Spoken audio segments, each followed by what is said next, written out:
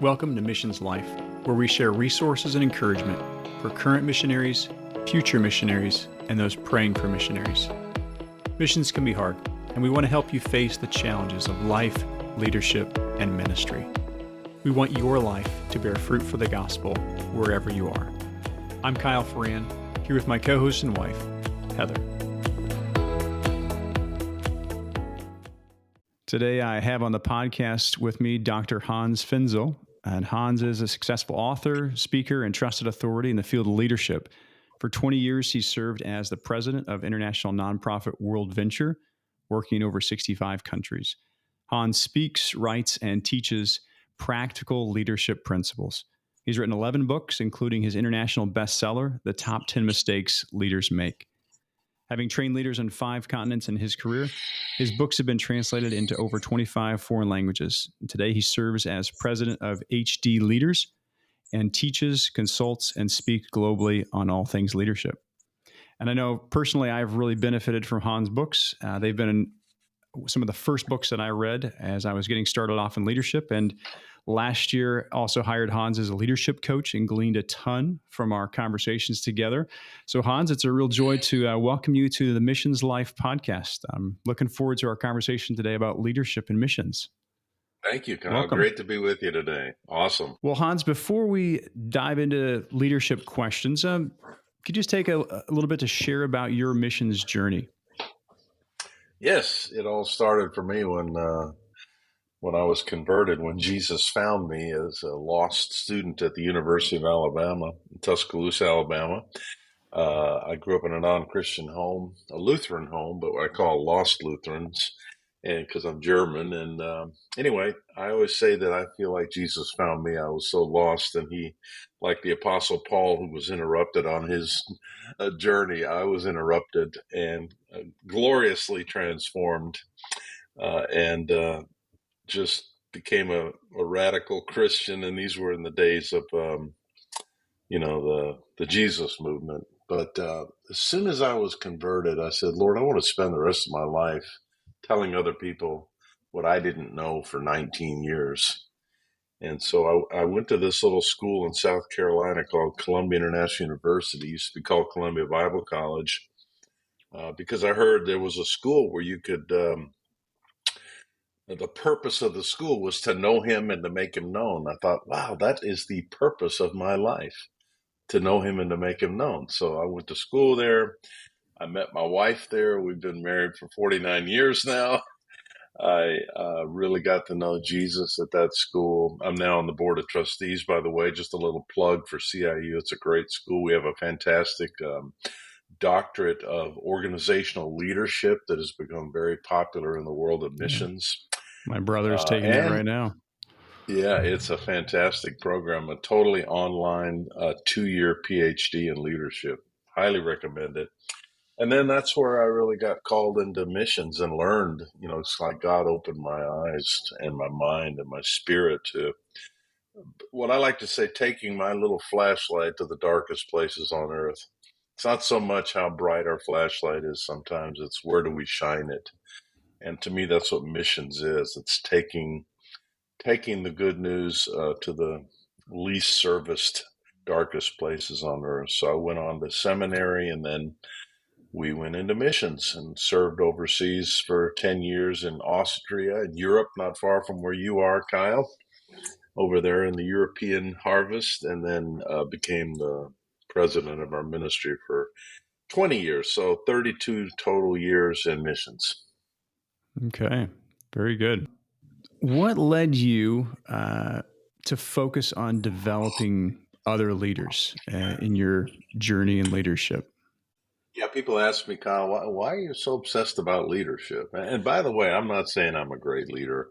I just have made all the mistakes. Maybe that's why I've learned a lot. But I suffered under really bad leadership on the mission field. And I found out I'm not alone. There's a lot of bad, poor leadership, incompetent leadership on the mission field. But think about it. People go overseas and they get called to be missionaries, not to lead other missionaries. They go overseas to lead people to Christ, right? And to train national leaders. They never sign up to lead other missionaries, but somebody has to be the field leaders and somebody has to lead the missionaries on the field. And oftentimes I found in our organization, they were very reluctant, didn't want to do it, and actually weren't very good at it. And I particularly was under a micromanaging apostolic kind of leader who felt like his answer to anytime we confronted him, like questioning our direction as a team, he would say, well, God told me, this is the way we should go. It's the God card. How can Yeah, you hard to argue with argue. the God? And I call it the founder's trap. This guy happened to be the founder of the ministry we were a part of. And founders have a unique ability to be control freaks because it's their baby. They started it. He didn't want to share leadership. He wasn't open to input. Just a wonderful, godly man. And Kyle, I've learned that to me, the foundation of great Christian leadership is godliness, prayer, knowing the word, integrity, all those character traits. But on top of that, you need to build leadership skills. And so, long story short, we left the mission field really disillusioned, crushed by that just terrible leadership experience where we couldn't flourish. And I just said, Lord, if I ever become a leader, help me to be the kind of leader that empowers people, that releases people, that sees the best in people and listens. And then I eventually got my doctorate in the field of leadership. So that's why I became obsessed with the topic of leadership, Kyle, because I feel like ministries and churches many times suffer because of poor leadership. And we can only go as far as the leader can take us. Yeah. That's And many a times I was just going to say the results suffer because of poor leadership, because it goes all the way back to what I call the trickle down effect. You may have phenomenal goals for your ministry, but you're not going to achieve those goals if you don't have healthy leadership. Yeah. No, that's very, very true. And unfortunately, it's, I think your experience is probably similar to many others around the world. Um, and anything that Yeah. we can do to be helping those missions leaders grow has a trickle down effect for all the missionaries as well. And so that's huge. As you mentioned, the need for that character, godliness growth, and I 100% agree with you on that. That's what my book was all about, was does that focus on character. But at the same time, just like you mentioned, there is the importance of having growth in those competencies, just like David or says in the Psalms that David shepherded them with an upright heart and a skillful hand. Those competencies are so important. What do you feel as you look at all the different leadership competencies out there? What do you feel are the key areas that leaders need to be focusing on? Yeah, I made a list of 4 and 4. Actually, I started with character because I do want to touch on the character question real quick. Because Go for it. I always ask my audiences when I speak, how many of you have worked for a terrible boss? Everybody raises their hands. It's amazing. And then I ask what made them so terrible. And oftentimes it was actually character issues, not competency issues, that made people lose their trust. So the 4 that I think are so important are integrity, honesty, transparency, and humility. Those are 4 character qualities that I hear so many people say, I lost faith in my leader and I no longer trusted her or him because of these lack of integrity, lack of honesty, lack of transparency, or lack of humility. So those are the character issues. I like to say people don't quit jobs, they quit leaders. And many times they quit leaders because of these character problems. But competencies, oh my goodness. No, leadership is a lot like love. It's very complicated. And the list of competencies go on and on and on. And when I was in top leadership in the world of missions, my wife often used to tell me, Hans, there is no way you can fulfill everybody's expectations of you. The list is just too long. But here's the top four that I just wrote. Communication skills. That's so important. And if you want to drill down on it, we can. Decision-making skills, uh, meeting leadership skills, because like it or not, ministry is all about meetings, right?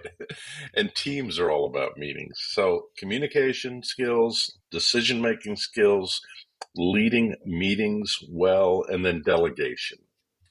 And we're going to drill down some more later into delegation. But to me, those are four of the most essential core competencies that will create a leadership style that people will respect and follow. Hmm. Yeah, there's a lot of even overlapping there of those. Your communication skills flows into your ability to lead meetings well if you communicate with clarity. Yeah, so all so Yeah, and the essential to be able to decision do it. making also is tied into Yes. leading meetings. I had a friend who was uh, he's written a book on emotional intelligence, and he's one that I would recommend for future podcasts. But he used to go into meetings, and the first thing he'd do is sit down and say, "Okay, here's the list of issues we've got to deal with today. Just let me tell you where I'm at with these issues, and then I'll hear what you have to say." So the boss plays his card before anybody speaks. So you can imagine how ineffective those meetings were. And They're he probably learned fast, right? very fast. You know, if you have a meeting and all you hear is crickets, you do not have a good meeting. But he didn't realize he was imposing, he wasn't listening, and he didn't Mhm. understand that good decision making is truly, I always say the two biggest words in a leader's vocabulary, the two most important words are listen and learn. And that's part of being a good decision maker is you're listening to your team. And I believe that group decisions are the best decisions. I'm not talking about group think, but I'm talking about team decisions are the strongest decisions. Yeah, they can help And then people identify. own those. Yeah, people will own those decisions. They'll be vested in them, and they'll help you accomplish them.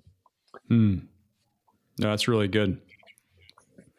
Well, obviously, we can't dive super deep into each one of those today, but what do you feel as one of the key topics for leaders today that would you'd like to dive into a bit more? I think delegation. I've become real obsessed about the topic of delegation lately. And my next book, if I put it together, will be about good delegation versus micromanagement. Because I have a bunch of YouTube videos, and one of my most popular one is called Five Signs You're a Micromanager. And it's popular in a sad way. I just got people are always posting their reactions to it, and they're always telling me about their terrible bosses and what a bunch of Hmm. micromanagers they are. And let me read you a couple of comments that they've made. And see, to me, micromanagement is the opposite of great delegation. That's why Hmm. it's two sides of a coin. If you're a great delegator, you're not going to be a micromanager, and micromanagers don't know how to delegate well. And we can talk about all the reasons people become micromanagers, but here's what one lady said. I have a micromanager who's so bad I'm about ready to quit. I don't know what to do anymore. He calls so many times. I've started to avoid his phone calls. I can't even sleep at night now because I'm so stressed out. I never want to see him again. That's pretty sad, isn't it? Wow, that's Here's a another. sad state of affairs. Here's another one. He said, "My manager is a beauty. He's a great leader. Yet the company owner, and again, this goes to the founder's trap, the owner is a micromanaging freak who wants to decide everything his way. Even my manager hates it. It's so killing, and he made me hate my job. I always question and wonder if he wants to decide everything in micromanagement. Why does he hire people? He might as well hire robots." Hmm. Yeah, so that's the dark side. And I think, Kyle, that micromanagement has become the modern plague in the world of leadership. And here's why. Let's Think about it. Why is micromanagement so frustrating to people? I mean, I can ask you, Kyle, you can answer. Why would you say it's so frustrating to work under a micromanager? Um, I've had a lot of friends actually that had to leave the mission field from different agencies, and this aspect of micromanaging was the reason, because they felt like they couldn't do what God had called them to do, and they had no, um, yeah, they weren't able to really pursue that, or even to grow, because they were just constantly controlled by these other people. And it was kind of like their way or the highway, and so they ended up taking the highway, unfortunately. And so yeah, so this is really dear to my heart, because I have a lot of friends that have had to leave the mission field because of micromanaging leadership. So this is a very um, yeah, important topic for missions, especially. I think it's really important. I think that's ultimately why I quit and left the field. And so, and I always say, if you do what comes natural, you won't be a great leader. Because naturally, I think we tend to be micromanagers, and we tend to be selfish and self-centered. It's about me. And I had to make the conversion in my own journey as a leader from it's about me to it's about we. And to me, servant leadership is caring more about the good of the team than your own leadership. And so, if you really do value people, you're going to want them to flourish under you, not suffer. Like you were just describing people that were so put in a box and crushed and stifled, they felt they could not grow and they couldn't flourish.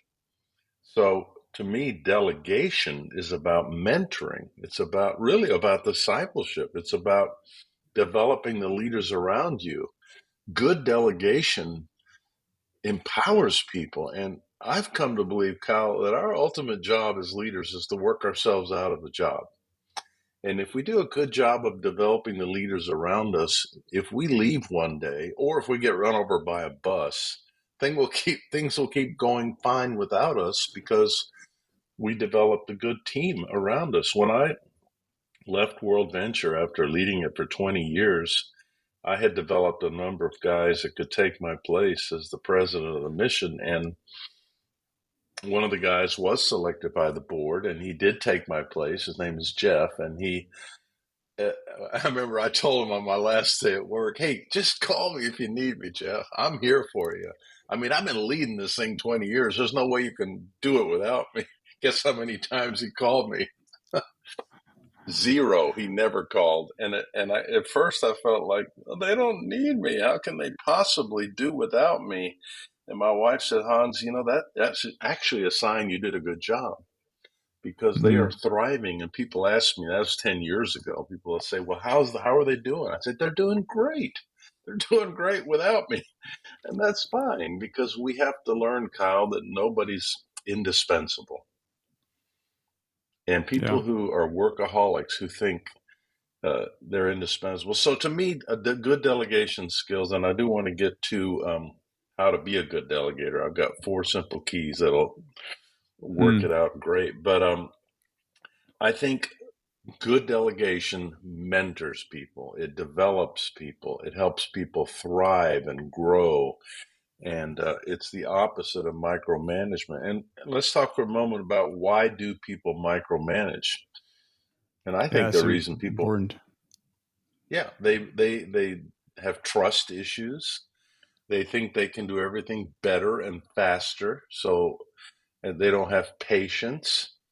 But I do think it comes down to trust issues. I also found, Kyle, that the more things you do well and the more gifted you are, the harder it is to be a good delegator because actually you can do it better at the beginning, right? Yeah. But great leaders have learned to survive. You've heard this before. You hire or you recruit to your weaknesses. A great leader will build a team of people who are strong where they are weak. Mm. But a weak leader will only recruit puppets around them. Boy, I've seen some of that. I've seen that in top mission leadership where people, their board of directors and their leadership team are yes men, and all they do is support the dictator. And that's a sad, toxic state of affairs. Wow. What are some things that, or perspectives that can help shift a micromanager out of that position to help them to start moving away from that to see how delegation could be valuable? But what are some things you've noticed that have helped people shift out of that micromanaging mindset? That's a great question. Yeah, I think it starts with this conversion from it's not about me, but it's about we. And if I really believe in teamwork, I have got to start focusing on how can I help my team members flourish. And the only way I can help my team members flourish is to give them a piece of the action, to listen to them, to allow them to have input, to respect their input. We used to work in Eastern Europe and in Russia. I remember the first time I went to Russia years ago before communism fell, and they were so proud that they had full employment in Russia. I went on this tour, and this tour guide was like, talk about propaganda. It was, you know, he said in America, half the people in America are homeless and on the streets, and they don't have anything to eat, and nobody has any work. And here in Russia, everybody has a job. And we used to joke, everybody has a job, but nobody works because communism Yes. owned everything, And it was, yes, it was full employment, but everybody's standing around because they had no ownership. It's the difference between renting an apartment and owning your own home. And I've seen my children as they bought homes for themselves, gotten married, had children, bought home. All of a sudden, they really care about taking care of that home. That's what a job is to people. It's, I want a piece of ownership. I want the pride of ownership. So when we accomplish this great task as a team, it's partly because of me that we accomplished it, and I'm going to feel great about it, right? It's Yeah. uh, it's it's ownership, and a leader needs to realize they may be the boss, but they don't own everything. And I remember I was often thought, now in the ministry world, we don't have stock. you know, we're not like Elon Musk, who's I read this week he's today currently the richest person in the world, and it's because of all that stock he owns in his companies. But we're not like that in the ministry. We don't own stock, but sometimes people in ministry act like they own the place, especially founders again, or the first person in will think, well, I'm the owner. And you just have to get away from that mentality that we together own this thing. And everybody, especially on the leadership team, has a piece of the ownership. And it probably should be more like a law office or a medical practice that's owned by a bunch of doctors where everybody has say because we own it together. Does that make sense? Yeah. No, it does. If people aren't taking ownership and don't feel like they have a say or have any input, eventually they start giving up and pulling back. So they need to be able to have that opportunity to grow and develop. They definitely don't give it their best because Yeah. I remember back to that guy that just crushed my dreams when I was a young missionary. I thought, and he asked me to do some projects, but I got so burned by him not respecting my work and going another direction or dismissing it. So I thought, I'm not going to give him my best. I'm not even going to give him my second best because he doesn't really care. Mm-hmm. It's going to be his way. It's going to be his ideas that are going to win the day, not mine. So yeah, let me give you a few tips on how to be a great delegator. Okay, Yeah, that'd be great this to give some pointers on that. uh, I like to, these are what I call the 4 questions every follower asks. So here's a tip: if you want to be a great delegator and you want to learn to be an effective leader, Here's 4 questions every follower asks. If you have somebody on your team, these are their questions. They may not know it's their questions, but it is. Number 1, what am I supposed to do? Number 2, will you let me do it? Number 3, will you let me know how I'm doing? And number 4, will you help me when I need it? Those are the 4 questions that every follower asks. And if you master the skill of giving them these answers well, you'll learn to be a great delegator. What am I supposed to do? And that's just clarity. And by the way, Mm. that goes back to communication skills, where you're clear on your expectations. If you're Yep. fuzzy on what you really want, how are people going to know what to do? You know, it, A so helpful tool on that I've found is having living documents, like whether it be like a Google Doc or something like that, of like just that clarity of if I am delegating something, so that it's all there, so people can I can add stuff to it and stuff. But then there's always a clear um, description of what's the end, what's the end goal there, and that's been a helpful tool for it's delegating for myself. that's good. It's very important that you're clear, and that can be a project description or it can be a job description, either one. But Mm, that's where you start. Number 2, will you let me do it? Now there's the delegation. Are you give me some freedom to put my own personality into this and my own gifting into this? Are you going to let me do this project? Or are you going to look over my shoulder every minute like those micromanager constantly phone calling and looking over the shoulder because they want you to do it their way? No, will you let me do it? Are you going to give me some freedom? And number 3, will you let me know how I'm doing? And that's measurement. One of the signs of a miserable job is I'm never measured. Nobody ever mm, tells me how I'm doing. My second son, Jeremy, works for a big banking company in Chicago, and he's got a fantastic job, and he's got 4 children, and he's a wonderful father. But he's always telling me, and he gets once a year, he gets an annual bonus. He just got it for the year, and he said, "Dad, I wish my boss would tell me more about how I'm doing, would give me some feedback." I said, every time I ask my boss how I'm doing, one word, great. And Jeremy said, that's just not enough. When it's people hard to ask you grow how from you're that. doing, you got it right. You got to say more than great. People actually crave measurement. They want to know how they're doing. I practiced in my annual reviews with the people that reported to me. One thing is I practiced the 80-20 rule. 80% was positive, 20% was negative. I always felt I had to give them some improvement goals. Nobody's Hmm. perfect, but I'm an encourager at heart, so I'm going to give them a lot more positives than negatives. But people want to know concretely, what are they doing well and Hmm. what can I do to improve? The fellow that eventually took my place, Jeff, and I don't think this is speaking confidentially, but a few times in his annual review, I said, Jeff, you need to learn to be a better speaker, because if you're a leader, you will be a speaker. And I encouraged him to take some speaking courses, and he did, and he improved his speaking ability. That's a great illustration of just giving somebody a coaching tip. Yeah. There's always things we can do better.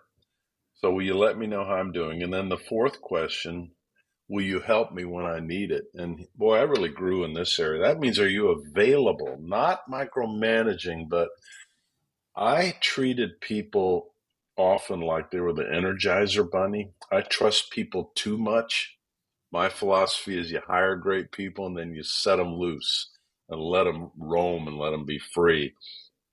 And I realized I do need to be around to be available when they need me, because they're not like the Energizer Bunny. They need touch points along the way. My father helped build the Apollo, the Saturn V that put us on the moon years ago in the United States. And I Hmm. remember, and they actually used slide rules. They didn't. we have more computing power in our iPhone than they had in their entire room of computers.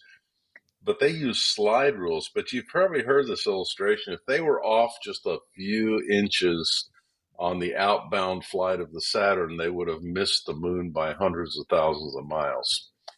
And it's the same way with leadership. That's why you need those touch points along the way. Will you help me when I need it? You don't want them to get too far afield. I've seen leaders give people so much freedom, and then 6 months later they come back with the finished project, and the leader says, "Oh, this is ridiculous. This sucks. This is so far off base. No, we can't use this. You just wasted 6 months." Well, that's the fault of the leader not having the touch points along the way for correction. So what am I supposed to do? Will you let me do it? Will you help me when I need it? And will you let me know how I'm doing, and will you help me when I need it? Very good. I know someone had recommended once to set those touch points in advance when setting up the delegation. Have you had any experience or thoughts on how to do that best? Absolutely. I think it's very important. If you're okay, let's use an example. You're going to redesign our website for us. That's a big project, and here's the parameters. Here's what you're supposed to. This is what we want at the end. But every 2 weeks we're going to have a checkup meeting where you're going to report on your progress.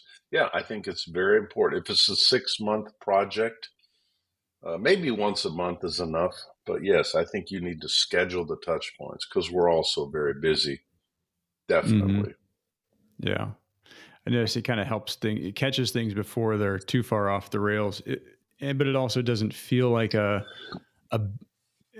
doesn't feel like you're micromanaging them or like coming in to jump in on something. You don't have to wait till it's really gone off the rails to address something. You can just have those meetings scheduled regularly. So that was a helpful tip that I found very beneficial. So another helpful tip along this very line. Now, some of us are introverts and some of us are extroverts listening to this podcast today. Some of us love meetings because we love people. Other of us hate meetings. Not that we hate people, we're just introverts. And that's me. I don't generally like meetings. I love to work on my own. But I realized, and maybe this is a of course, but I realized I had to have at least a monthly sit down with every one of my direct reports. And that may seem so obvious, but I see leaders that don't do that. They just say, come see me if you need me. That's not a good approach to supervising somebody. Come see me if you need me. I forced us to have a monthly sit down. It was always on the calendar with each. I think I had 6 direct reports. That's a lot of meetings. I don't particularly enjoy that, but I knew.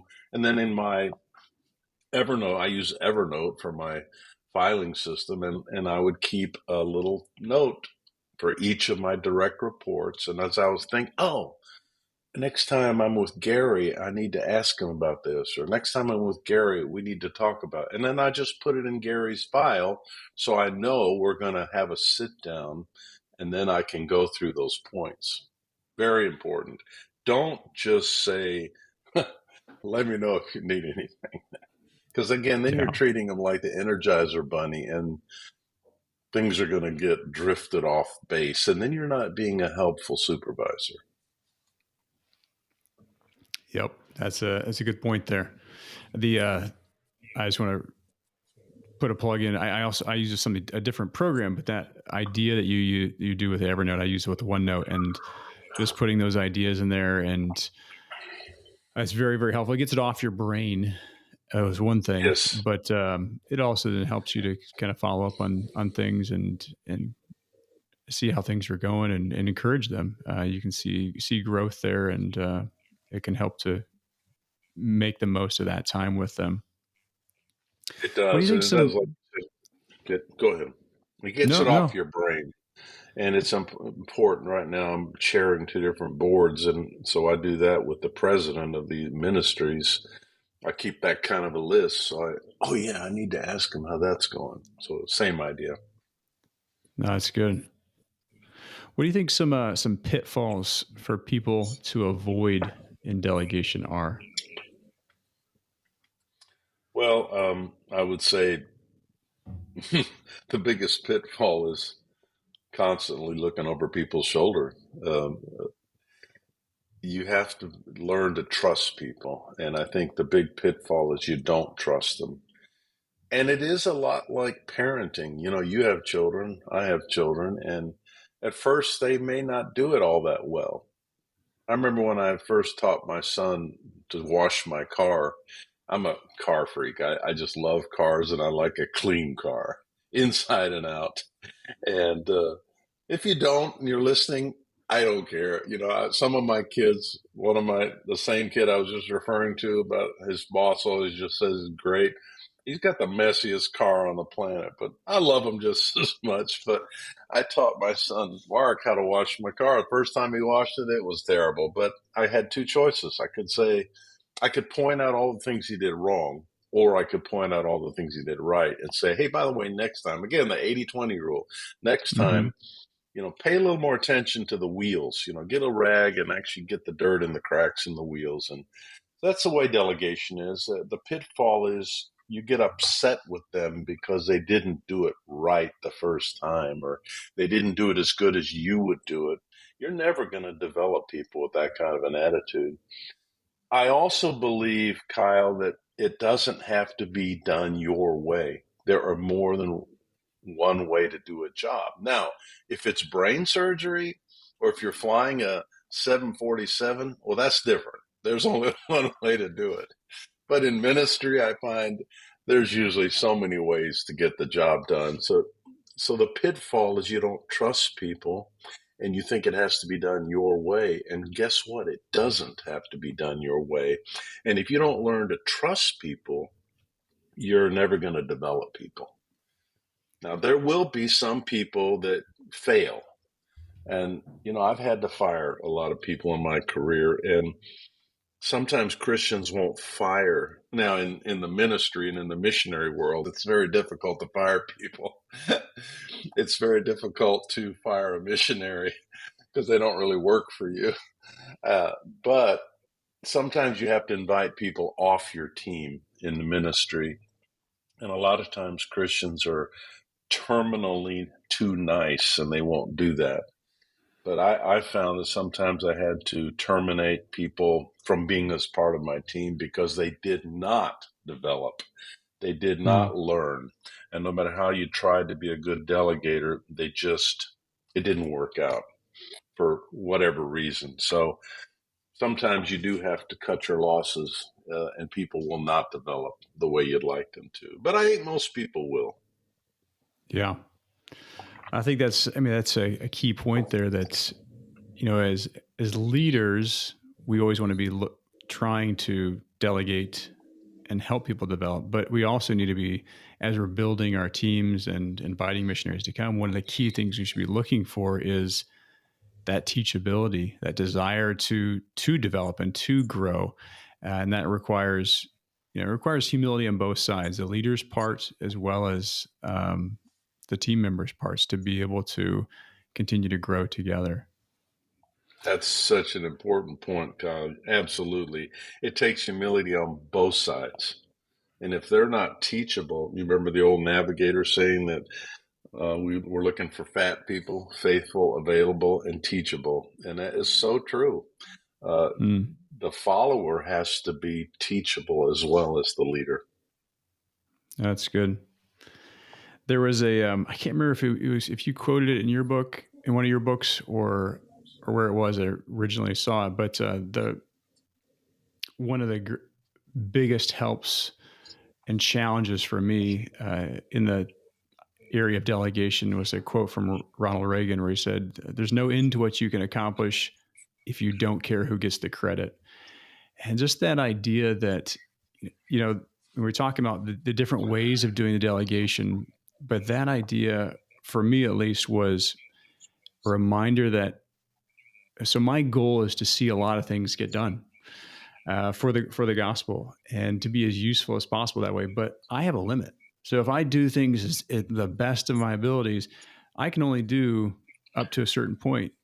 But if I really want to accomplish more, the only way that's going to happen is if I use the principles of delegation and allow more to happen that way. And I think you use some biblical examples of that I remember at least in one of your books there. Do you want to Yes, touch on that a little bit? I do. I do because I have two of my favorite examples. One is the Old Testament, Moses. The other is the New Testament, Jesus. And Jesus, I like to say, had no plan B. He trained, he mentored, he delegated, and he left. He had no plan B, you know. But let me camp on Moses for a minute because I love Jethro, his father-in-law, who we call the first management consultant in the Bible. You remember Moses, this was right after they had gone through the Red Sea and all these great victories. And Moses had actually sent his children away to live with his father-in-law because he was so busy with the ministry. How many fathers neglect their children like Moses did to do the ministry? And Jethro, he writes, sends a message ahead. Hey, I'm coming back, and by the way, I'm bringing your kids back. You know, I'm a grandpa. I have 11 grandkids, and we love them to death, but I don't want to raise them. Okay, I'm done with that, and I want to have an impact in their lives. But so Jethro comes back, and he watches Moses, and Moses is it's so impressive. You know, Jethro, he's a great consultant because he spends a whole day just watching Moses work, and he's impressed.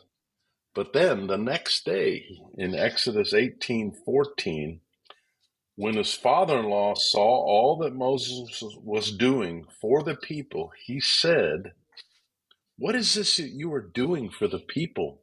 Why do you alone sit as judge, while all these people stand around you from morning till evening? What you are doing is not good." Imagine you were in the line of people waiting for Moses to solve your problem. I often think about this long, long line as far as the eye can see, from morning till night. Because he was the only one who could solve their problems, right? He was the judge. Mm-hmm. The decision And maker. and and he said, "What you're doing is bad for you and bad for them. You're just frustrating them and you're killing yourself." And that's what workaholics do. They literally kill themselves with the work, thinking only they can do it. And so what was the solution that Jethro gave him? Delegate. Create a team. Appoint elders. I like to say spread the load. You'll be better off. You'll be able to be dad again to your children, and they'll be better off. They don't have to wait all day long for you to solve their problems. You will solve the biggest problems. Those will come to you. And that, as you know, the higher you go in leadership, the more you get thrown the biggest, hardest problems, but you don't solve all of them. So I just think and you know, the great thing why I love Moses so much, he responded well to the input of the consultant of his father-in-law, and he did what Jethro suggested. So he was a humble leader. The Bible says Moses was the most humble man on the face of the earth. Many workaholics don't realize they're workaholics, and they don't realize what's wrong with being a workaholic. And Moses, his intentions were nothing but good, right? He was doing what he thought God wanted him to do, and he just had to learn to build a team and to spread the load. I love that, the way he grew through that experience and became a much better leader. It's really just so important to see that, and that example I think was very helpful for me in seeing the importance of it. That hey, this is the biblical thing. This is something that God has used, um, and it's not dumping. It's allowing other people to grow and use their giftings and how God's gifted them and strengthened them to be able to be used. And it's also an opportunity for humility on our part to be able to let some of those things go and see things go further than what we're able to do. So it can be an exciting thing.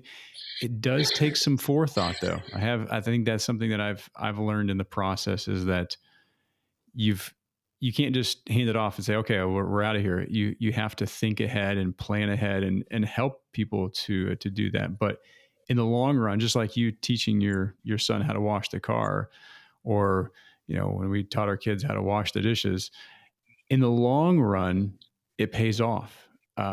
More stuff is accomplished, and so it's an investment of time to delegate Absolutely. initially, and to do it well, especially. But in the long run, far far more gets accomplished, and more people are able to use their giftings, and so it's a healthy thing. But it does take some investment, a time investment on our part initially, but the long term payoff is well worth it. Yeah, So, it's like raising children. It's messy. It's not easy. Uh, and that's why I don't want to raise my grandchildren, but it's the same. You're right. It's messy. It takes time. It's a lot easier to do it yourself, especially if you're very gifted. But you just hit the nail on the head. That's the only way you're going to develop other people and actually get more accomplished in the long run. yeah. Do you have any other resources that you would like to recommend on delegation or along these lines that people could find helpful? Well, yes, I do. Okay, Actually, I would recommend my two books, The Top 10 Mistakes Leaders Make, and that does actually touch on the pitfalls of poor delegation. Uh, the mistakes leaders make, that's a positive book. It's a negative title, but it really solves each of the 10 common mistakes that leaders make. And you can be very effective as a leader, but have blind spots. And one of these mistakes can neutralize your effectiveness. I like what Peter Drucker said. We spend a lot of time teaching leaders what to do. We don't spend enough time teaching leaders what to stop. Half the leaders I've met don't need to learn what to do. They need to learn what to stop doing. I just think that is great. And that's just exactly what the top 10 mistakes leaders make. So I recommend that. Also, my follow up book to that, Top 10 Ways to Be a Great Leader. And that's just if I were going to, as I mentor young leaders, these are the 10 things that I focus on that are the most important skills that you need to learn. So those are a couple of resources I would recommend. no, that's really good. I think you did you had a podcast out that went over those 10 Yes. areas. That's right. I Yeah. If remember you listening to go, those.